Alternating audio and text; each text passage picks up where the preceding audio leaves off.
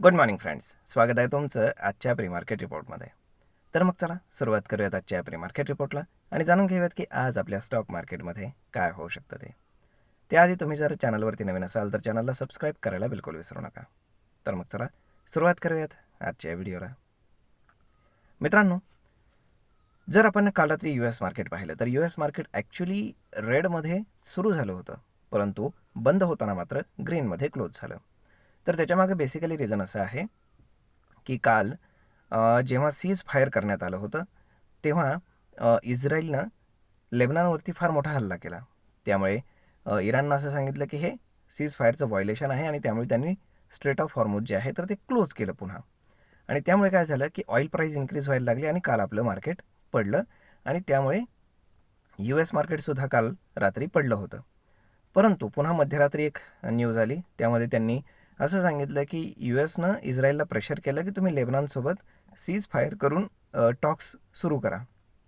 आणि मग आता शेवटी ते इस्रायलला ऐकावं लागलं आणि इस्रायलनं तसं स्टेटमेंट दिल्यामुळे आता लेबनॉन म्हणजेच आपले जे हिजबुल्ला आहे तर त्यांच्यासोबत टॉक्स सुरू होतील इस्रायलचे. आणि त्यामुळे जो इराणचा प्रॉक्सी आहे तर तो सुद्धा थोडासा सेफ राहील असा इराणचा समज आहे. कारण नेत्यानेवरती विश्वास ठेवणं थोडंसं अवघड आहे. परंतु ते झालं जिओ पॉलिटिक्स. परंतु स्टॉक मार्केटच्या पर्स्पेक्टिव्हनं ती गोष्ट थोडीशी पॉझिटिव्ह होती. त्यामुळे US मार्केट अगेन पूर्ण लॉसेस रिकवर करून ग्रीनमध्ये क्लोज झालं आहे त्यांचे तीनही इंडेक्सेस. आता जर आपण ह्या सगळ्या गोष्टी पाहिल्या तर आणि USचे जे आता जे फ्युचर्स ट्रेड करत आहेत ते जर पाहिलं तर आज मार्केट थोडंसं ग्रीनमध्ये राहण्याची पॉसिबिलिटी आहे. ओके, म्हणजेच काय की market green in the sense consolidate करेल.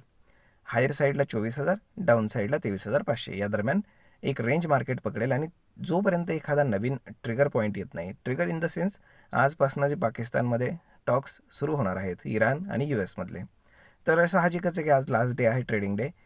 शनिवार रविवारमध्ये काहीतरी घडेल आणि सोमवारी त्याचा इम्पॅक्ट आपल्याला मार्केटवरती पाहायला मिळेल आणि मग मार्केट एक दिशा पकडू शकतं, either upside either down side, जे काही जिओ पॉलिटिक्समध्ये घडेल ते.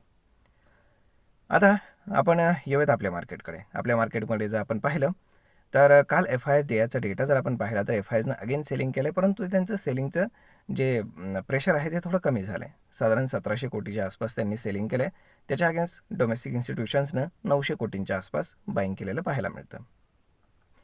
तर मग आता जर आपण पाहिलं तर आपल्याकडे आज मार्केट कसं ड्राईव्ह होऊ शकतं, तर त्यासाठी दोन ट्रिगर पॉईंट्स आहेत. एक म्हणजे जिओ पॉलिटिक्स, इंटरनॅशनल मार्केट्समधनं किंवा मग इराण इस्रायल संदर्भामध्ये जे काही अपडेट्स येतील तर त्याच्यामुळे आपल्याकडे मार्केटमध्ये त्या पद्धतीने आपण ड्रायव्हिंग पाहू शकतो.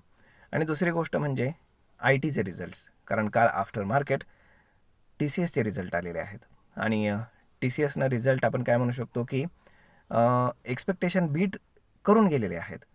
परंतु आपण काय म्हणू शकतो त्याला की फार जास्त एक्स्ट्रा ऑर्डिनरी रिझल्ट काही TCSनं प्रोड्यूस केलेले नाही आहेत, परंतु एक्सपेक्टेशन ॲटलिस्ट बीट करून घे आहेत. तर मग आता मार्केट याला कसं घेणार, पॉझिटिव्हली घेणार की निगेटिव्हली घेणार ते पाहणं खूप जास्त गरजेचं आहे. त्यानंतर विप्रोनं सांगितलं की 16 एप्रिलला त्यांचा एक डिसिजन होणार आहे, ज्यामध्ये शेअर बायबॅक संदर्भात एक मीटिंग आहे आणि ते त्या दिवशी ठरवलं जाणार आहे. त्यामुळे विप्रो आणि TCS मेजरली फोकसमध्ये राहतील आणि सगळा IT पॅकच आता थोडंसं फोकसमध्ये राहण्याची पॉसिबिलिटी आहे. जर या सगळ्या गोष्टी आपण पाहिल्या तर आपल्याला एकंदर मार्केटमध्ये थोडीशी बरी सिच्युएशन दिसते. परंतु ऑइल प्राईस जर आपण पाहिले तर अगेन पुन्हा $100च्या आसपास जाताना आपल्याला दिसत आहेत.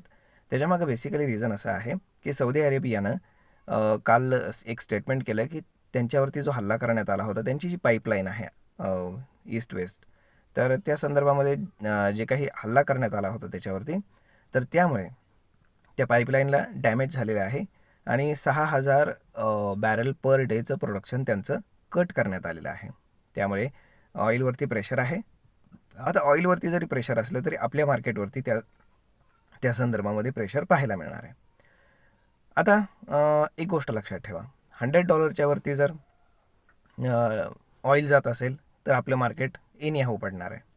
जर $100 ते $95च्या मध्ये जर ऑइल राहत असेल तर आपलं मार्केट कन्सॉलिडेट करेल आणि $95 खाली जर ऑइल घसरलं आणि स्पेशली $90 खाली, तर मग मात्र आपलं मार्केट चांगल्यापैकी रॅली करेल, हे असं लक्षात ठेवा. कारण सध्या जो मेजर प्रेशर पॉईंट आहे तर तो म्हणजे क्रूड ऑइल. त्यामुळे क्रूड ऑइलचा भाव आणि क्रूड ऑइलचा चार्ट याच्यावरती जास्त लक्ष ठेवणं खूप जास्त गरजेचं आहे. तर मग आता पाहूयात की आज दिवसभरामध्ये काय घडते ते. तर आता गिफ्ट निफ्टी इंडिकेट करत आहे की मार्केट साधारण एक 50 ते 60 पॉईंट गॅपअप ओपन होईल. तर मग आता मार्केट ओपन होतं आहे खरं, परंतु कुठे बंद होतं आहे ते पाहणं खूप जास्त गरजेचं ठरणार आहे. तर होप सो सगळं काही व्यवस्थित व्हावं हीच आपली अपेक्षा. तर मग मित्रांनो, हा व्हिडिओ ही माहिती तुम्हाला कशी वाटली हे तुम्ही आम्हाला कमेंट करून नक्कीच सांगा. आणि जर आवडली असेल तर आपल्या जवळच्या मित्रमंडळींसोबत देखील हा व्हिडिओ तुम्ही शेअर करायला विसरू नका. धन्यवाद.